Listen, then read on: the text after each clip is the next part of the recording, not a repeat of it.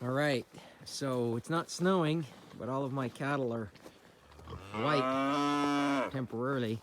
While I'm waiting for ivermectin, I've decided to try the 50-pound bag of diatomaceous earth that I had in my shop to try to do some delousing. I'm not 1,000% sure that I want to use a bunch of things like ivermectin. I'm not even sure that it's not contraindicated to pregnancy, and most of these animals are pregnant. And I've read that DE is a good anti-louser if you can get it on them and rub it in. Some of my cattle were more forgiving of me throwing it on them and then rubbing it in than others. Some of them, like this gal here, her name is Ebony. She's still pretty wild. I managed to throw a little bit on her, but she doesn't let me anywhere near her. Some of the other cattle, like this sweetheart here, I mean, I could basically ride her if I wanted to. She's such a good girl. Yes. So I managed to rub it in a little bit better.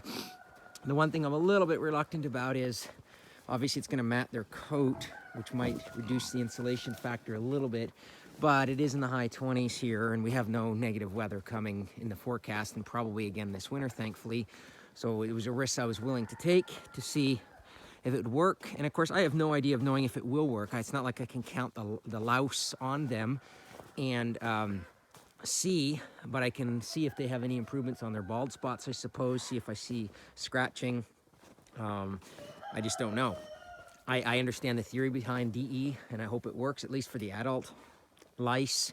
And by the time they hatch out, potentially I'll have some ivermectin, or spring will be here anyways, and the lice population will significantly decline. So as a brand new rancher, I'm always just trying to learn and do things, and I really can't make the claim to know what I'm doing ever.